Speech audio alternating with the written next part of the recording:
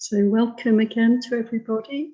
And today's Sutta study, we're going to do Majjhima Nikaya number 23, which is called Vammaka Sutta, the Anthill Sutta. And I'm going to put up the beginning of the Sutta.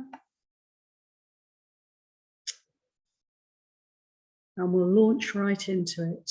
And just before we start, I want to say this is quite an unusual sutta. There's no other sutta quite like it. It's an extended sort of simile or allegory. It's rather a fantastical sort of a journey. But as we'll see, it's a wonderful way to contemplate the spiritual endeavors that we're all, this path that we're all on. So here we go. Evam me sutang, thus have I heard. At one time, the Buddha was staying near Savatthi in Jeta's Grove and Anathapindika's monastery. Now at that time, Venerable Kassapa the prince was staying in the dark forest. Then, late at night, a glorious deity, lighting up the entire dark forest, went up to Kassapa the prince, stood to one side, and said, "Monk, monk, this anthill fumes by night and flames by day." The Brahmin said, "Take up the sword and dig, O sage." So I'm going to stop right there. It's it's almost like a poem, this sutta, and rather than I think read through the whole poem, I'd like to just take it piece by piece and really explore, and then we'll see the explanation in the sutta itself at the end. So, this anthill flames by day and fumes by night. So the anthill is referring to this body. And actually this being who's giving the teaching is an old friend of Kassapa. From many lifetimes ago, they were struggling together as spiritual practitioners, so says the commentary. And so this deva, this being from a higher plane of existence, has come to visit to help his old friend, their old friend, to encourage them on the path. And so this is what they say: this anthill flames by day and fumes by night. So I'd like to consider the image of the anthill and as a representation of this physical form. Because what comes to my mind is that an anthill, like I've lived in Thailand and I've spent many hours actually just watching the activity in an anthill, on an anthill. And it's teeming with life, isn't it, an anthill? It's just a seething sort of mass of activity, never resting. And so is this body. This body, when we really pay attention to it, is a host to many beings, one thing. It's constantly changing, we could say. The beings that inhabit the anthill, live, eat, procreate, and die in the anthill. And so it is with our bodies. All these processes are going on. we're full of microorganisms, aren't we? We're full of different forms of life. And isn't it true that when we start to learn meditation, start to practice, we start to realize how much is going on just as we're sitting still? And actually, in many ways, how uncomfortable it is, how out of our control, almost. I was going to say chaotic, but it's not really chaotic, is it? It has its own order, but we can't fully comprehend that order, perhaps, and so it can be unpredictable for us, constantly breaking down, constantly changing, and a kind of multi-organism. So I don't know if anyone else has any comments or thoughts or reflections on this simile, the simile of the anthill, that maybe people could talk about. Tell me what you think about flames by day and fumes by night. How does that speak to you?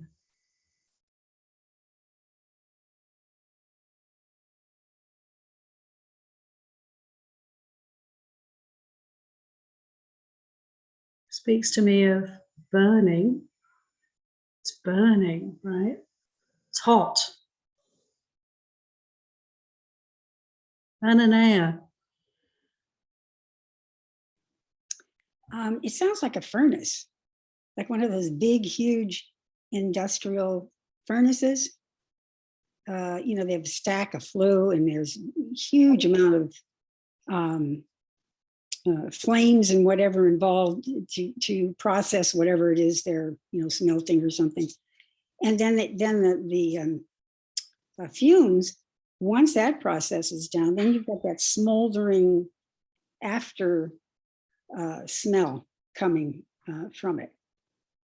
Yeah, quite unpleasant. Thank you. Yes. And anyone else? Anyone else? Fumes by night and flames by day. Morgan has her. She's using the Morgan. Thank you. Thank you. Go ahead.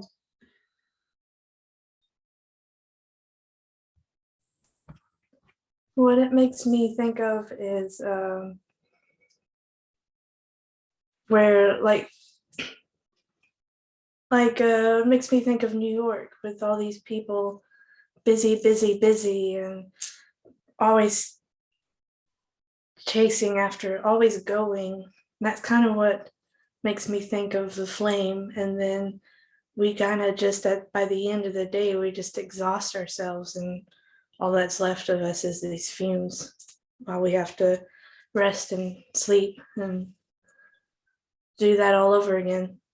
Yeah. But you had mentioned how the body has all these microorganisms working together like ants. And there's actually a video on YouTube of amino acids, proteins walking along a chain of some kind of molecule. And it's carrying something on its back. But it looks it's so similar to an ant, and its job is so similar to an ant. That's what it made me think of. Thank you. That's great. Thank you so much. I have to look for that video. Cameron, did you want to say something? I'm just thinking that it's like the conscious mind is active during the day, and then the subconscious mind that it may not be full fire active, but there's still fumes and remnants of all of the conscious mind activity going on in the subconscious mind. Brilliant. Yeah, I've got Cameron here with me and also Mirage. And Cameron was just saying that what they think of with this image is that the conscious mind is like flaming it in the daytime, and the unconscious mind is what comes up at night and more that quality of kind of fuming in the background.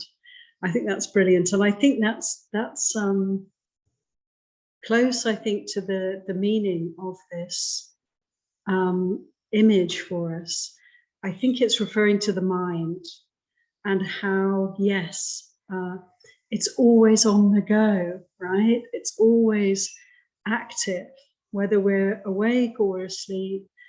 Processes are going on, and we, you know, in sleep time, we will sometimes wake up with a dream in mind, or we can remember our dreams, so we know there was activity at night. But even when we're in deep sleep, there's this fuming, this constant burning. And I love that image, Ananea, of yes, it's like we can compare ourselves, we can compare the body with so many different things, and see in nature these processes really mirroring each other. And the sense I get from this fuming and flaming is no rest, no peace, you know. And it reminds me of the fire sermon, you know, where the Buddha's saying everything's burning, you know, the ear, sound, sights, the eye, all the sense doors, all their objects, the contact between them and the consciousness that arises, it's all burning. And just to know that, just to appreciate that, there's a quality to all of this activity there's an element of discomfort in there. It's like it's unsatisfactory, if not painful at times. Sometimes overwhelming, sometimes very pleasant, sometimes really enticing, but always restless, always lacking that quality of peacefulness. And so there we are, fuming by night, flaming by day. Let's read on.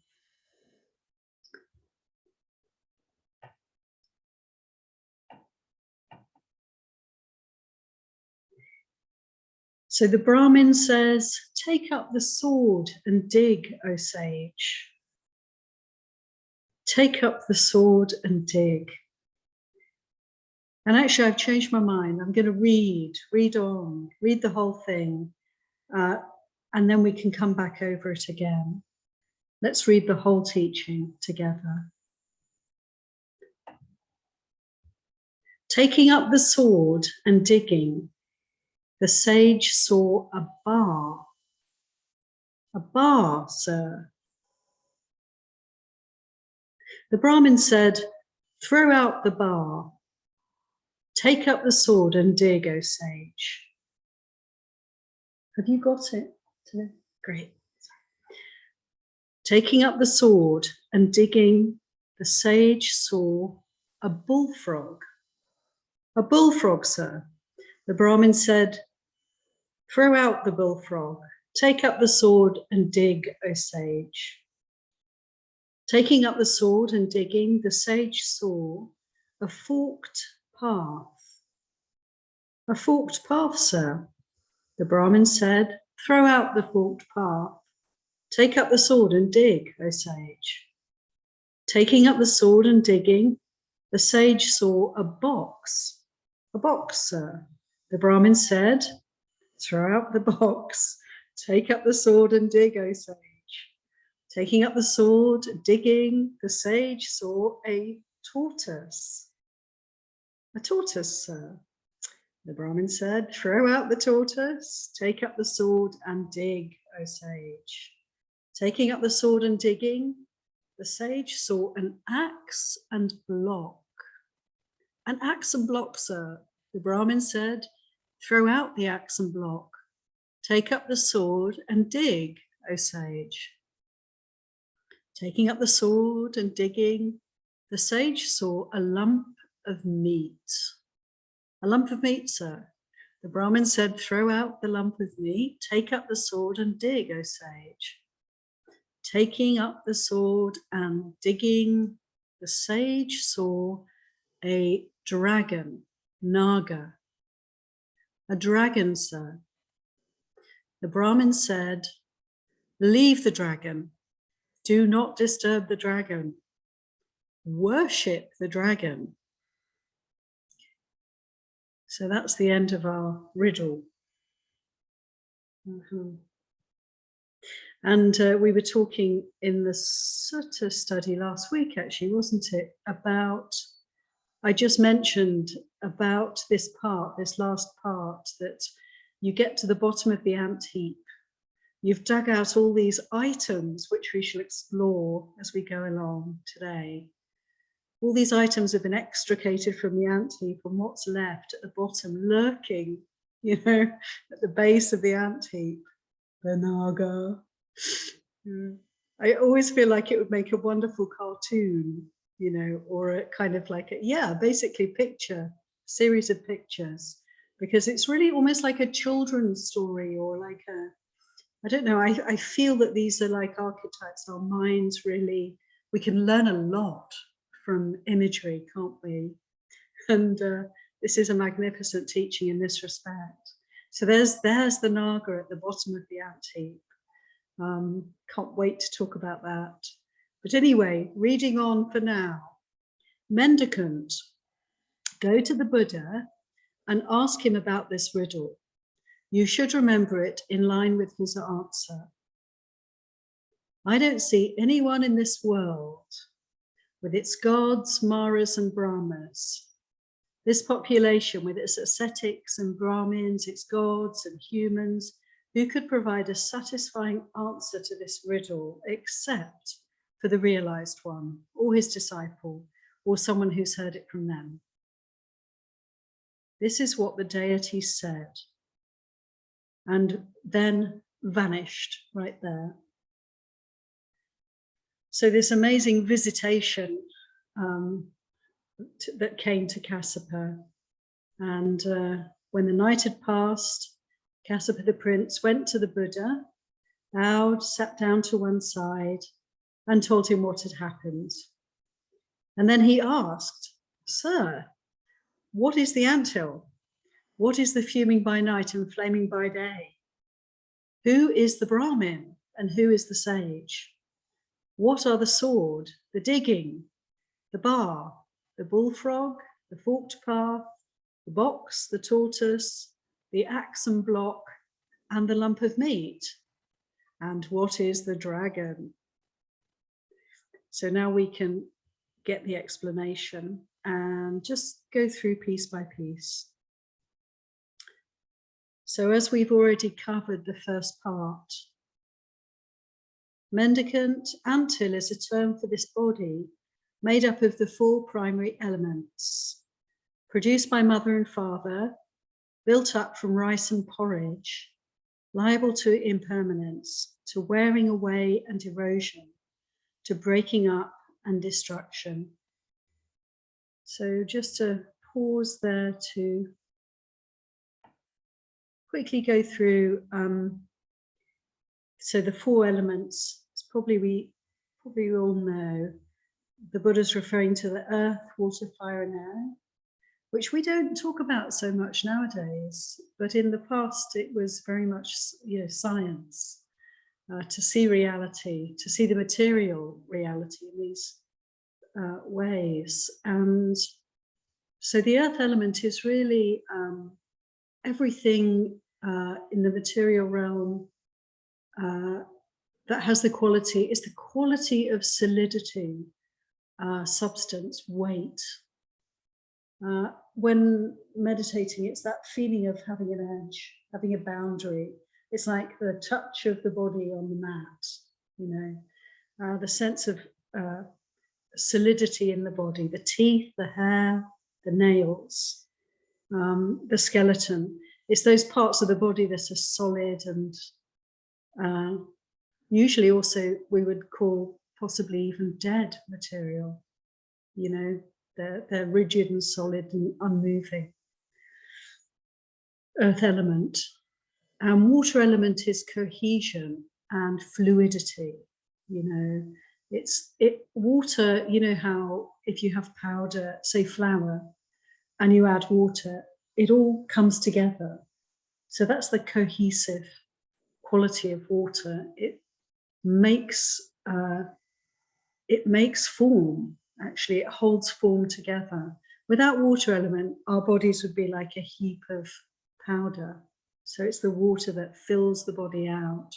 And we can contemplate water in the body in the form of urine, saliva, blood, the pulses in the body, all that, the moisture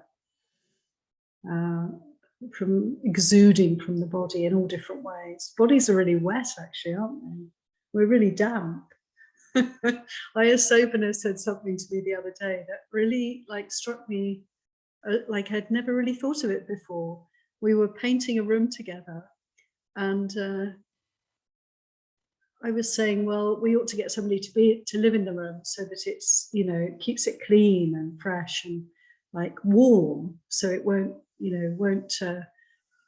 kind of get damp and we won't run into problems with it being damaged by not being inhabited. And she said, no, it's completely the opposite. If you put a person in a room, they make the room dirty and moist and fill it with dust. And I thought, well, of course she's absolutely right.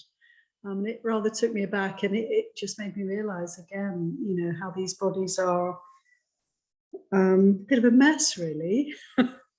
They're quite, they're full of orifices with, things coming out of them, and not really terrifically pleasant if we consider the body in this way. And it's valuable to do so, because we tend to glorify and sort of within our minds beautify the body. And so it's helpful to kind of balance those perceptions out with perhaps more realistic ways of considering the body. So bodies make rooms dirty. Yeah, bodies are a cause of dust and all sorts of other quite unpleasant substances that have to then be cleaned up.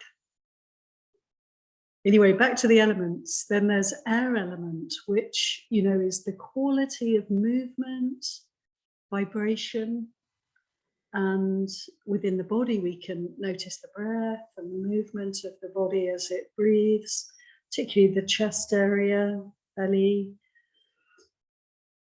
It's also relates to mental energy, the sort of speed and the ability of thoughts to travel anywhere, instantaneously, is also, one could say, relates to air element.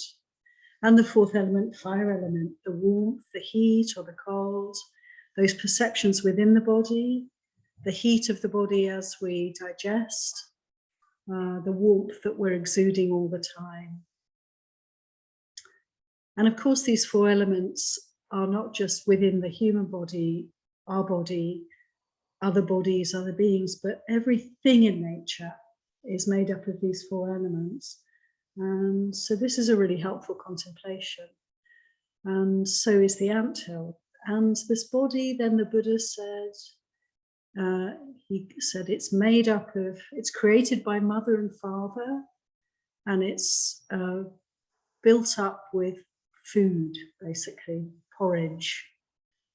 So constantly having to regenerate our bodies by taking in food, fuel, and the source of these bodies as our parents. Our parents' bodies created our bodies, particularly the mother's body created this body. So there's much there to contemplate, and just that image of the anthill for us, as we've talked a little bit about how it's seething with activity and fuming and flaming and fuming. Would anybody else like to add anything at this point on the body, anthill as body? We can move on to the next part of the sutta.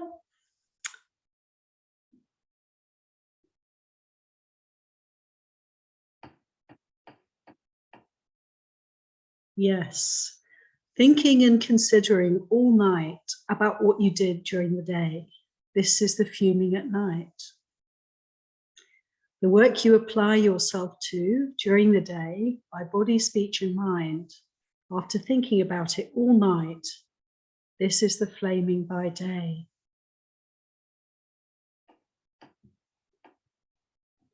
So just to comment on that. I just feel so thankful for meditation, right? Because without any pause in these proceedings, that gives me such a sense of the endless treadmill or something of activity by day, and then the restless night leading to the next day of activity, making karma, creating more suffering, and a kind of relentless feeling of no rest, no peace. So I can feel a call within that last piece of the sutta to try to work towards breaking that cycle. And some pauses required. Yeah, it's like how difficult not to get caught up. And I've always thought of sleep as a way of processing what's happened during the day and a way of kind of putting things to rest, and you start the next day refreshed and renewed. But actually the sense from this reading is no, you're not really refreshed and renewed, but you're just back in there, having sort of amassed a whole lot of activity even during the night. What do you all think about that? Any other comments? It's like, oh dear.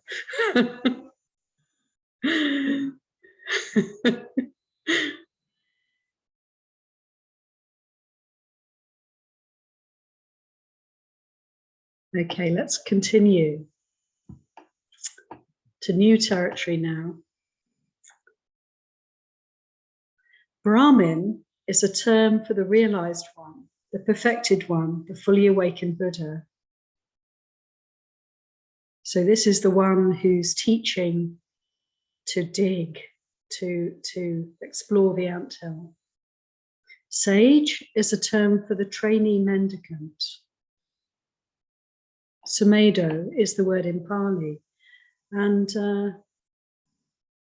a very beautiful word. Sumedo means wise one, and I think we can kind of feel glad reading this that we would fall into this category, because here we are reading the teaching and applying ourselves to this work. So this is anyone who's doing the practice of insight, is a sage, sumedo, well-wise one. Oops.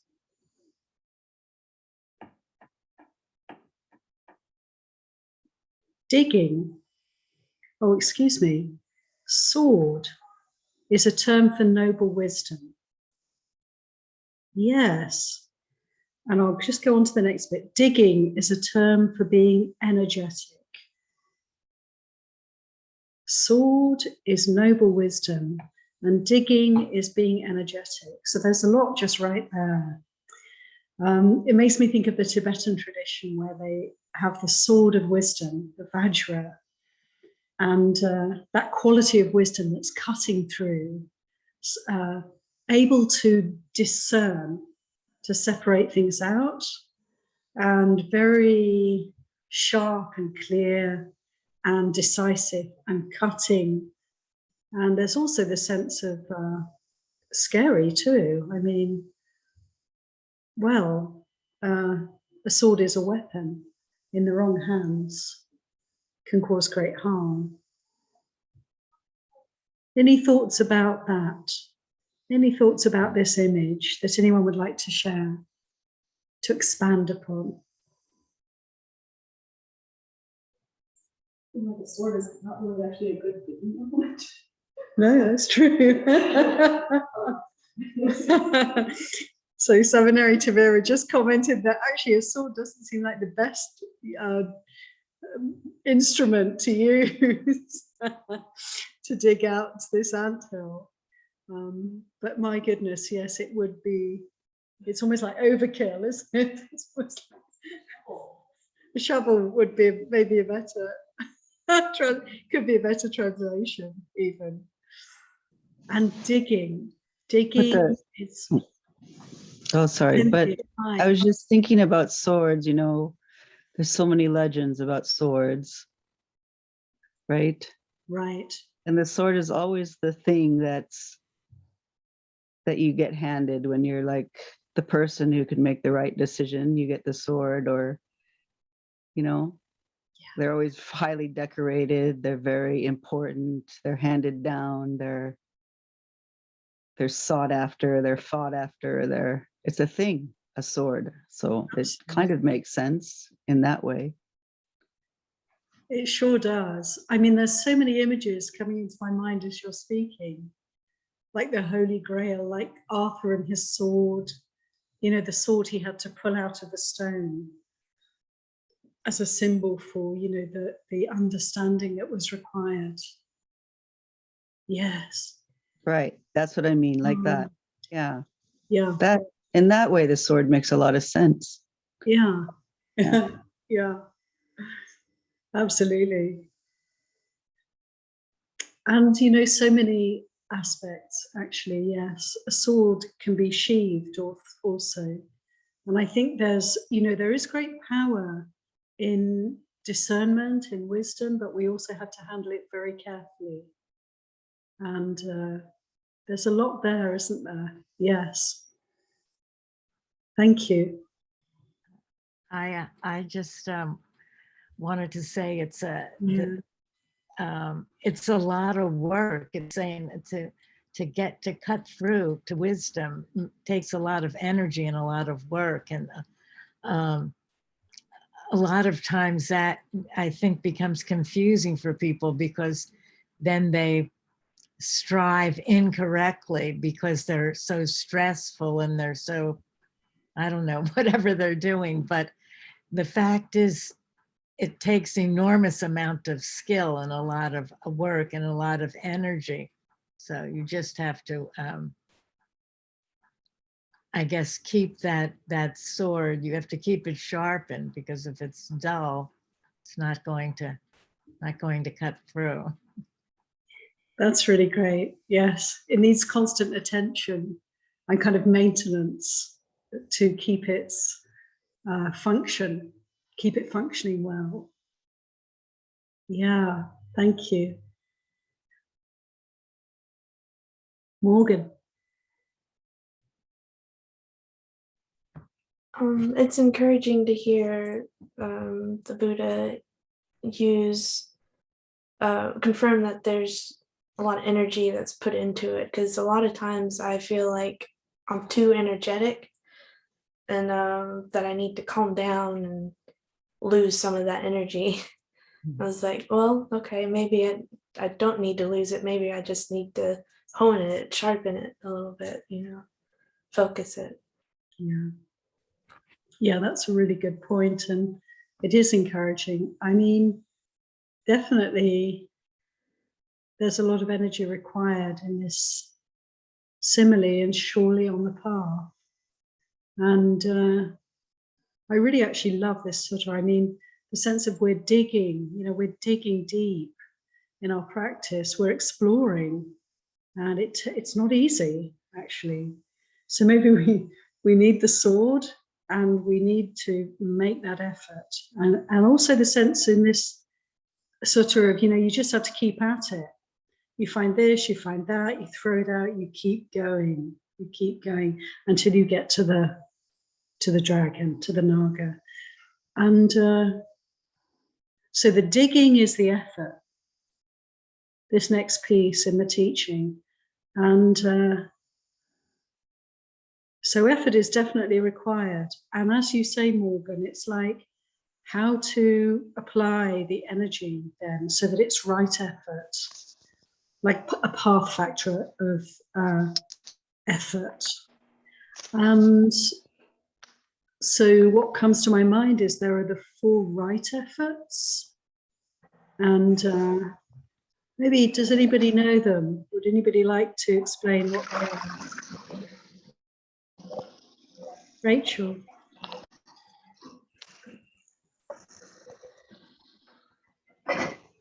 Hi. Anybody?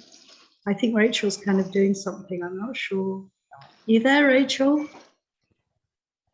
Yes. Hi. Did you want to say something?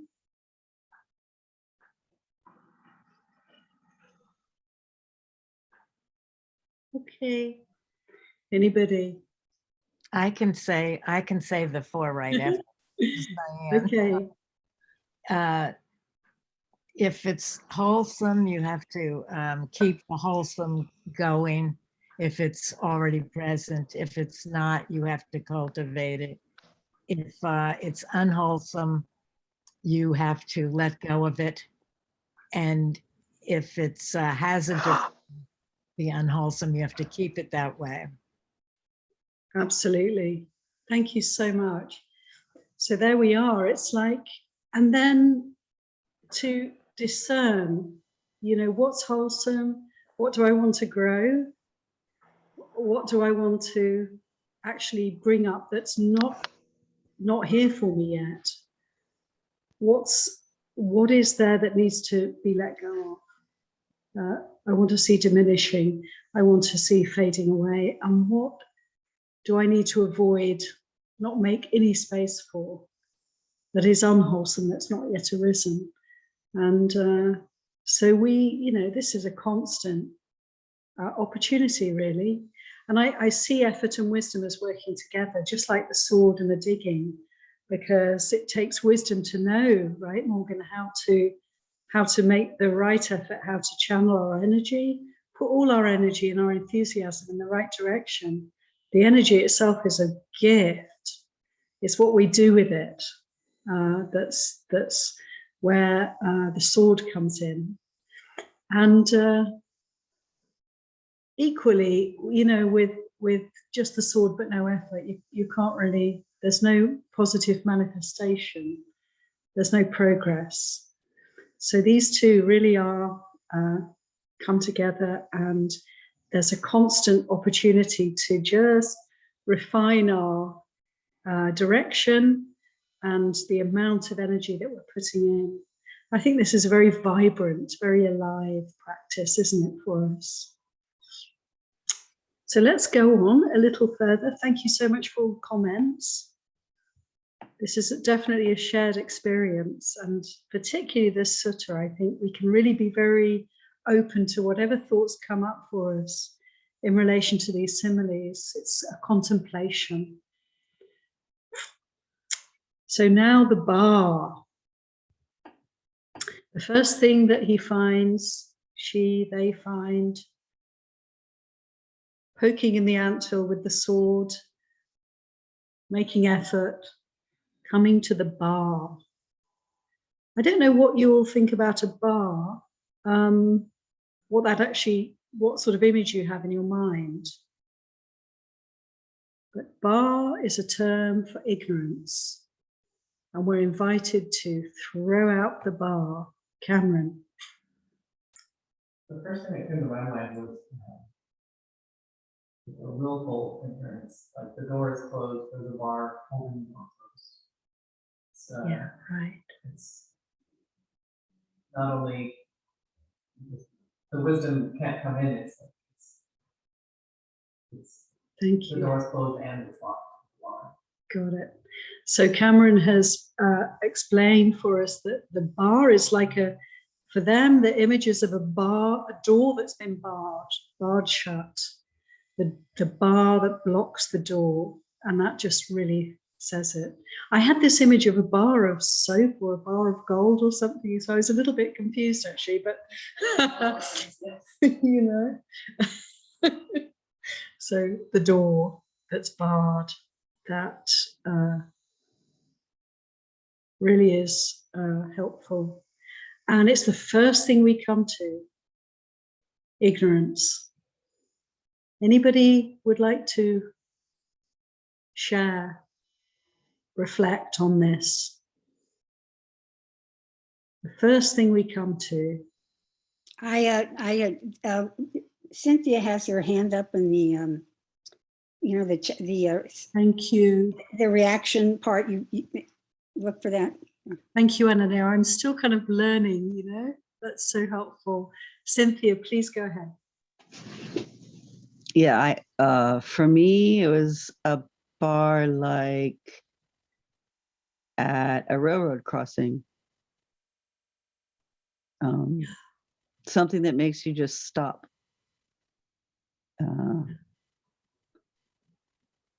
Yeah, something that just makes you stop and look at it. Like you can't, like you have to stop. That's what I get. Yeah. And remembering that, here we are, we're delving into actually the experience of body. So attention, the sword of wisdom, the energy coming into the body, the anthill, the body, and the first thing we meet is ignorance. So yeah, it's like that has to be thrown out. So there will be obstructions. I guess that's what it says to me. There will be obstructions, there will be difficulties, there will be blockages. And what do we do? Like you said, it stops us in our tracks and we have to look at it. Yes. And then we have to get hold of it and we have to throw it out. And then I get the sense of, so the doors can open, so we can move through, we can move forward. And what is the ignorance that hinders us initially? What is that? How does that manifest for us? Rachel?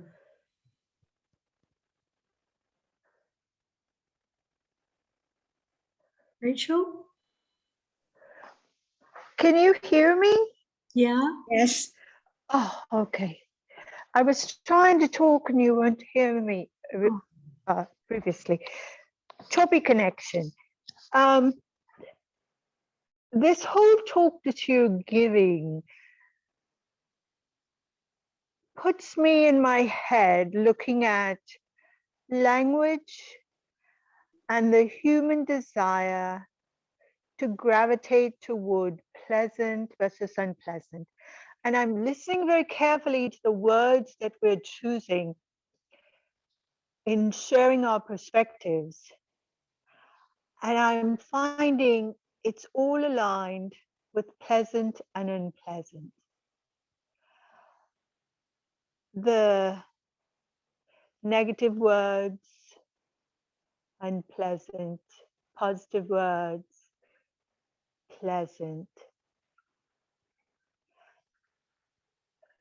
But then I'm looking beneath all of this and this entire lesson and the descriptors that are using to share the lesson.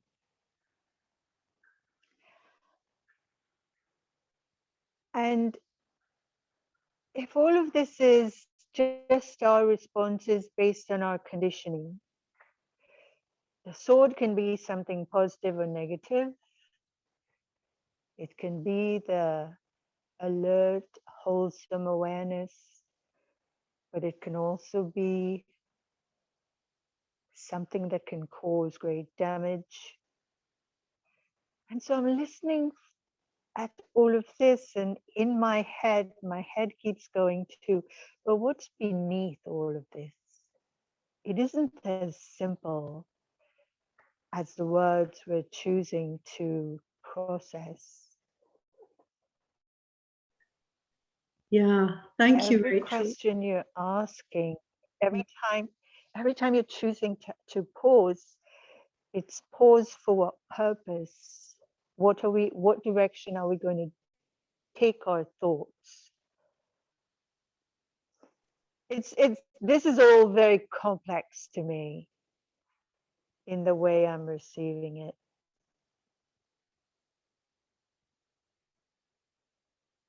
Thank you. Yeah, it's really, yeah, it's a very, I would say, as I said, it's a very unusual sutta. And I think it does sort of, it's like the nature of the anthill, you know, it opens up, you know, the mind. It's, you know, you can say in some ways it's very simple. These images are very simple, but actually they have, I think it's like, for each person, there will be perhaps a different journey through this anthill, you know? And I think we're invited really to contemplate and consider over time, not all in one session, but this is just an introduction, if you like, and just to contemplate and consider these images. And I would say, you say up in your head, I would say it's, and you mentioned about language, and you know, language, I think, you know, it's one way of, you know, here we are talking about this sutta, but it's one way of connecting with each other around the teachings. But actually the teachings must necessarily go much deeper than the verbal formation. And I think this sutta can take us to very deep places because it isn't really on that level. I take these images many times. I've looked at this sutta and I take these images and I just sit with them and just see, you know, and I think we can see this sutta as a guide. It's like, this is what happens. You sit down and you start looking inside and this is what you're going to find. Yeah. You know, and there's a kind of order to it, and just see what it means for you. And don't just let's read it together this one time, but take it away with you, know. Yeah, thank you so much, Rachel, for your comments. Diane. Well, I think that's what the bar is. I think that's the basic ignorance, is our basic confusion. We don't see reality. So what we're doing, because we don't see how things really are, our life is like a soap opera, trying to find what we think is pleasant and trying to get rid of what we think is unpleasant, because we're not seeing deeply enough to how we don't understand the Four Noble Truths. We don't understand how that human dilemma, that basic confusion, causes us so much dissatisfaction and suffering, because we expect the world to give us something it can't, because we don't see what's real. We want to see something safe and permanent, and it's not in this worldly thing. And we have to use our language to begin communicating about it and sharing it. But the deep understanding of it comes then through our meditation, when we directly can experience that. When we can see, for example, things changing so rapidly that there just simply isn't time for anything to form really any solidity, any self or any soul, because of that rapid change. So, but like I said, you have to keep reflecting on these images and seeing where it takes you, and combining it with your meditation, not just trying to figure it all out intellectually. Sadhu. Yeah, you know, just as you were speaking, Diane, I just kind of got this sense from the bar, like how solid is a bar? Like it's solid, solidified. And actually, like you just said, nothing's solid, nothing is lasting. And so that misperception It brings to my mind the Buddha's teaching on the Vipallasa, you know, the 4 Vipallasa. I don't know if I can remember them, but one of them is to see permanence in what is impermanent, you know, and another one is to see pleasure in what is actually painful, which comes back to what you were pointing to, Rachel. This distortion, you know, to see beauty in what is ugly. And to see self in what is, where there is no self to be found. And so we're starting this journey, we're starting this exploration with those blinkers on, and yeah, ignorance really is simply those ways of looking at things that are completely misleading and misguiding us. And actually, isn't it so that when we start to contemplate the body, we start to practice, those things start to fall away.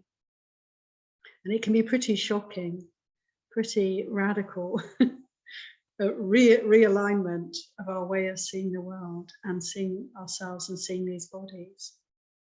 So the first thing to fall away, the scales start to fall from the eyes. Eh?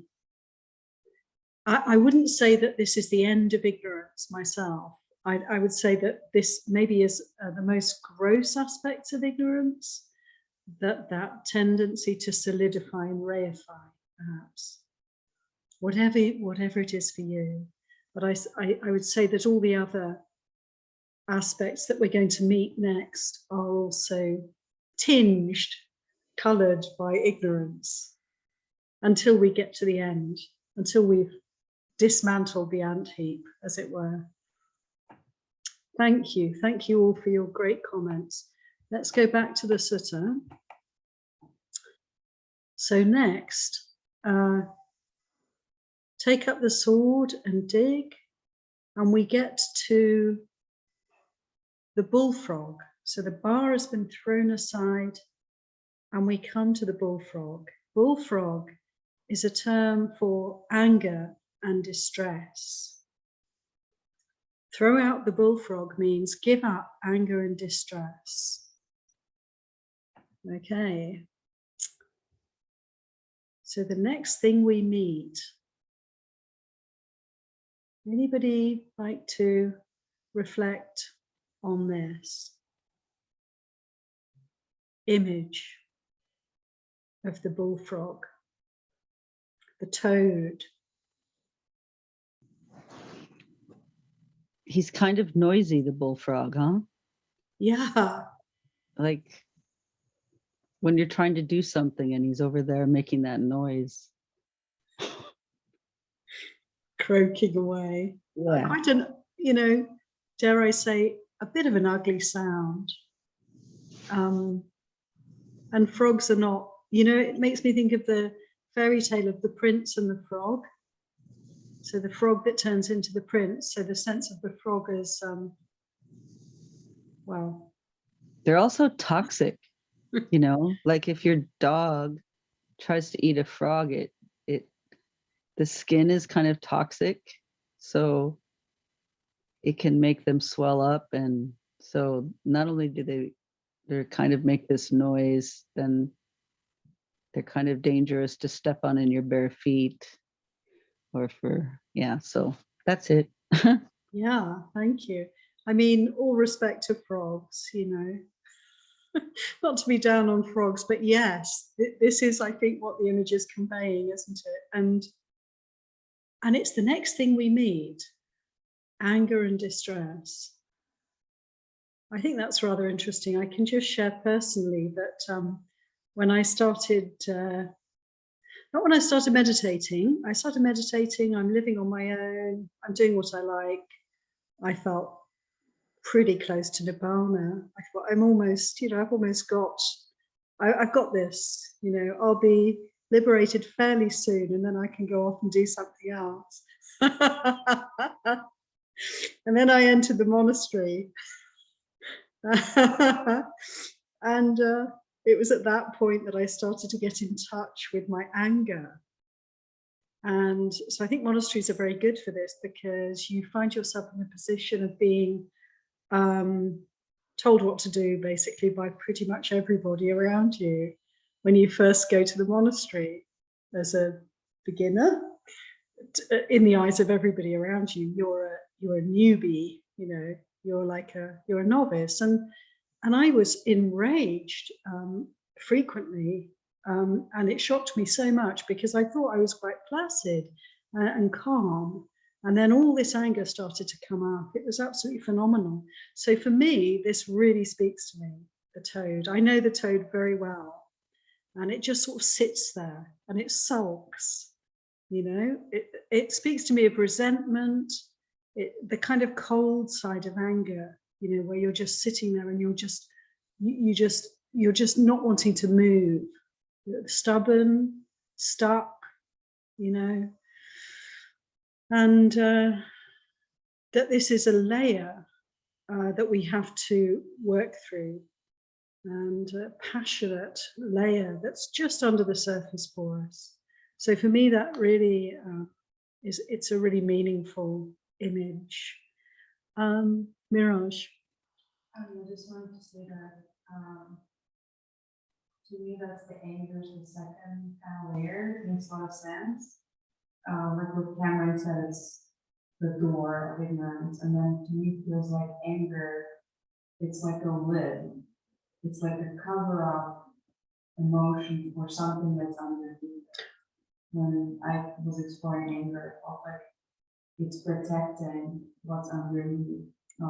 Usually for me it was the fear or feeling of being hopeless or helpless.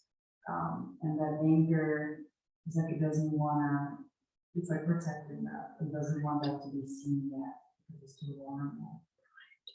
Very good, thank you so much. So Mirage, all this image also really speaks to Mirage as the next thing.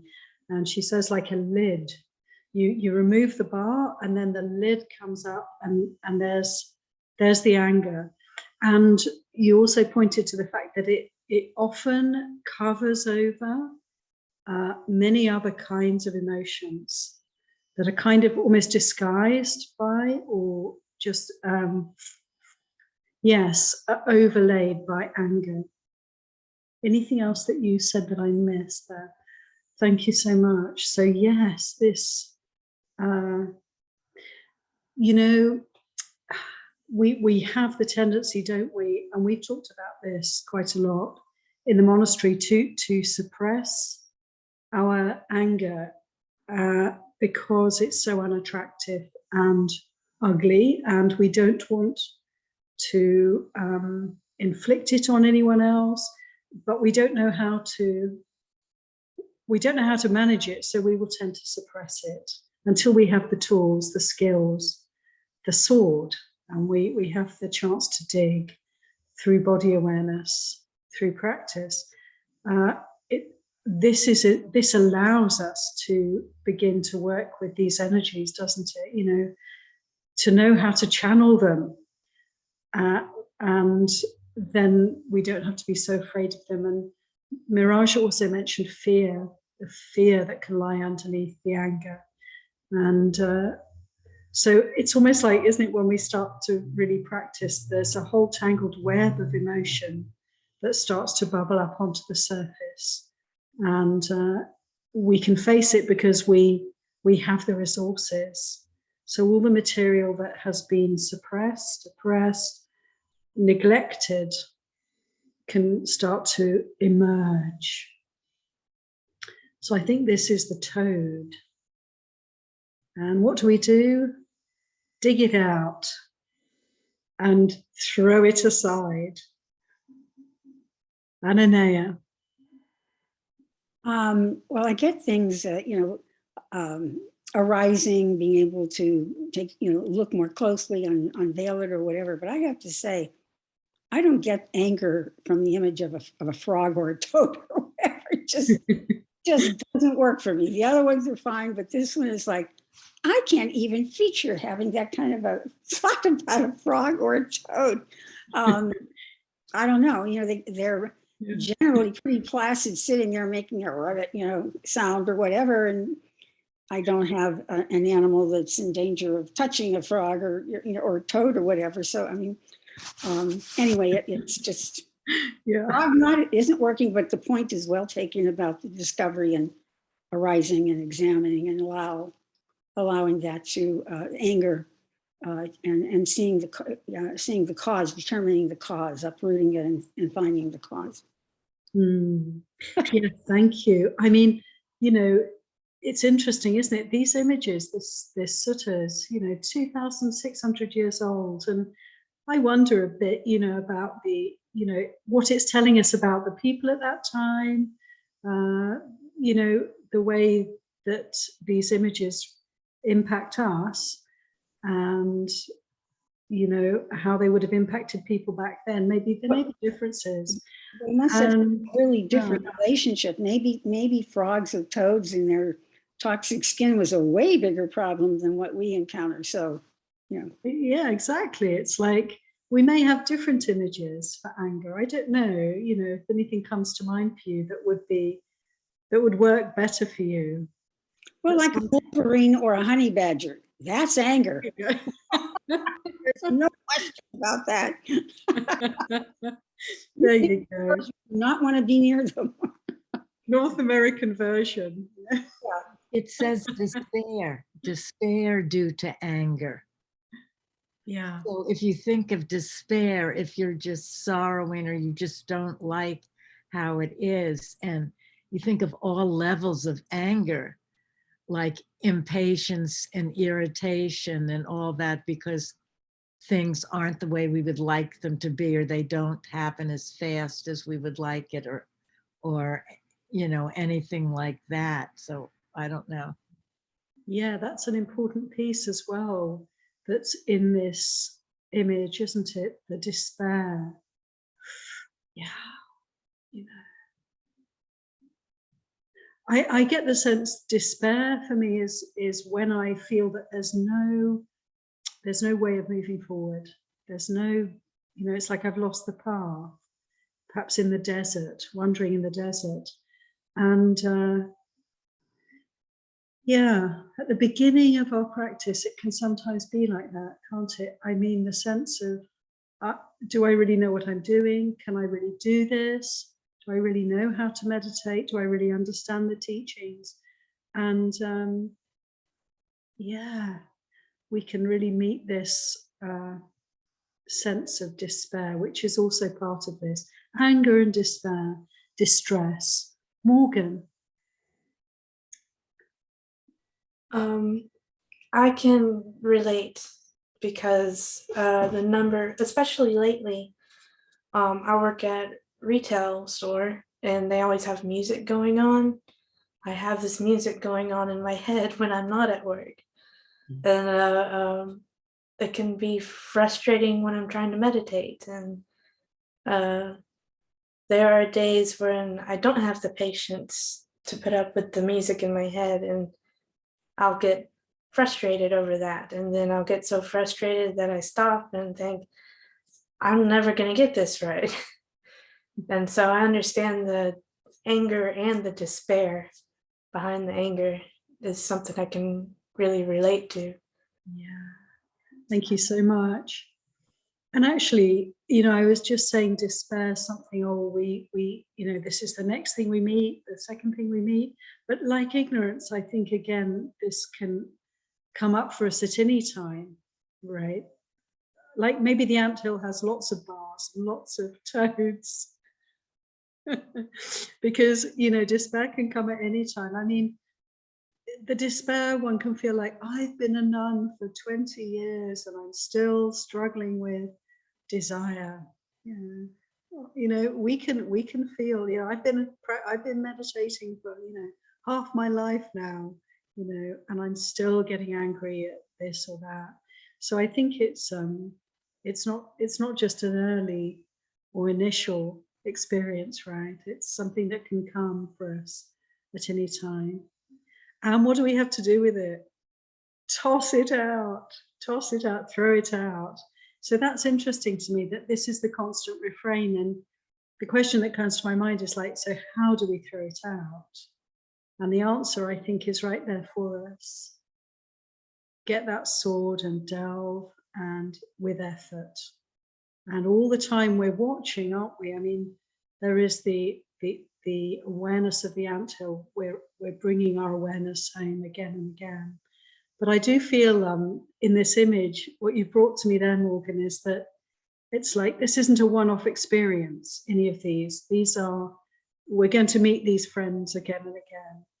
And I call them friends because they move us forward. They help us to definitely help us to make progress on the path.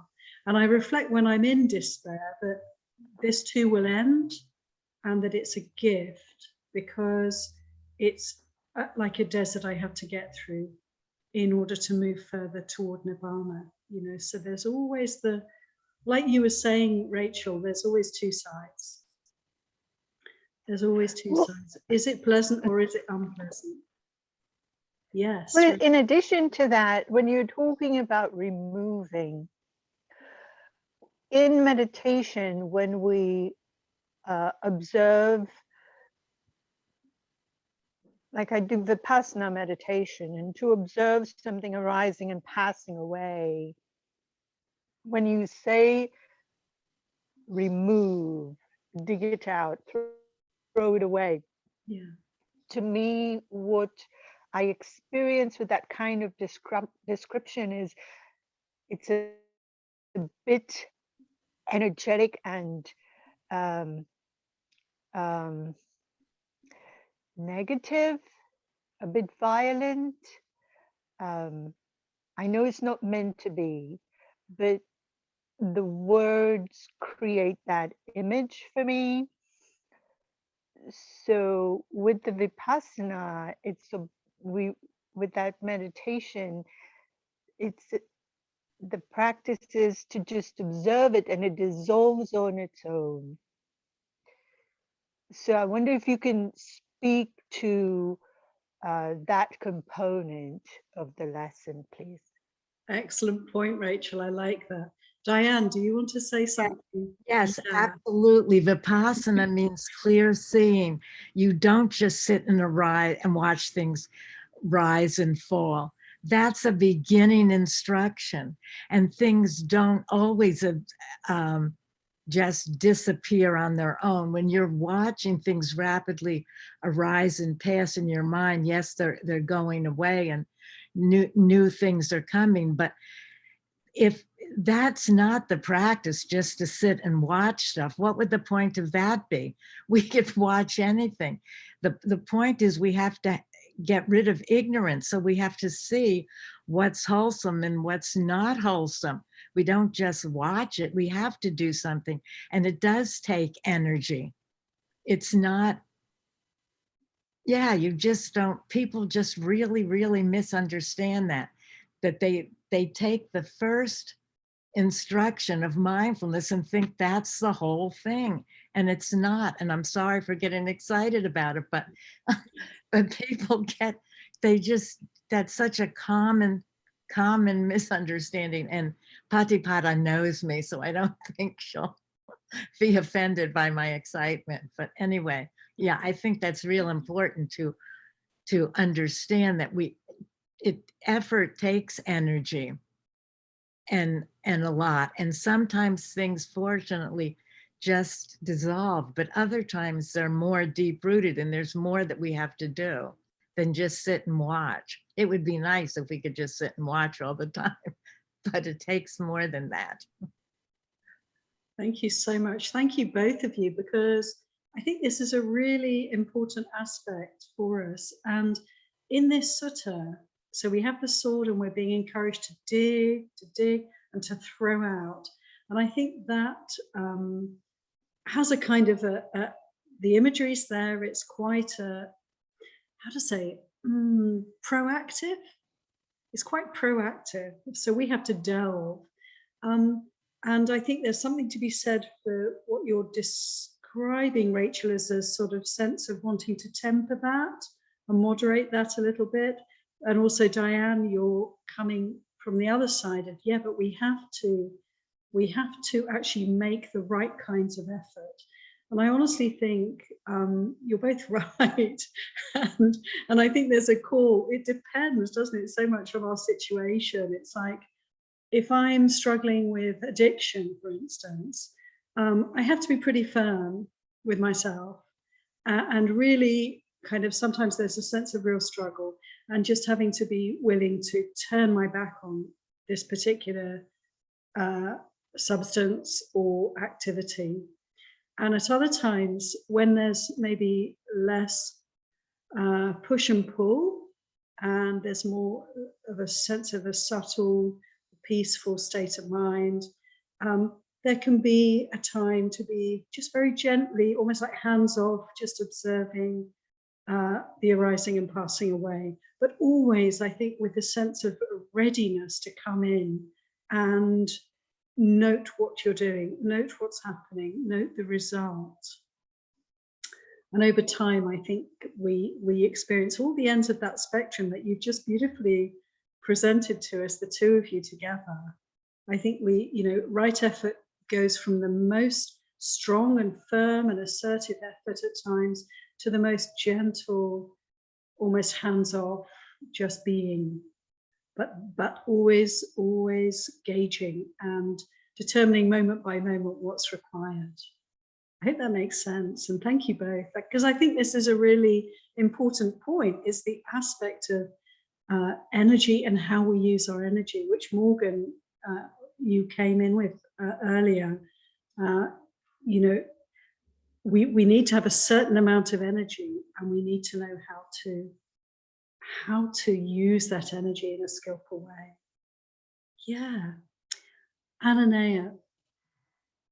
I have not read the sutta or had it presented before, so I'm really very glad that you brought it to our attention today. And the symbolism, I'm the sword. Well, I have been a lover of swashbuckler movies since I was a kid, so it particularly, appeals to me on certain levels. But even if you take those old, the chivalry, the knight or the swashbuckler or whatever, but the point of it was they were always, with the sword, extremely skillful, extremely skillful. And usually it was that good versus evil sort of a thing. So they were after quote unquote bad guys, etc. So, and the Buddha in other sutras, which I cannot at this moment regurgitate the exact sutta, but the Buddha is very clear, and he's not messing around. He's very clear with the instruction that if some aversive thing comes, that's it. You give it no quarter. So while you have lots and lots of suttas that go to the subtleties and the more moderate, or the the underlayments or whatever, he does at points really lay it out that this is, you do have, that element is appropriate, and when that arises, you really are instructed to slice it. So Absolutely. I think there's like, even just within this one sutta, but as you say, Ananea, there are many suttas that have this flavor of like the hero's journey, the heroine's journey. When the Buddha said, this battle we can have with our own mind, our own unliberated mind, is more requires, should we say, more courage and fortitude than going out and fighting 1,000 enemies.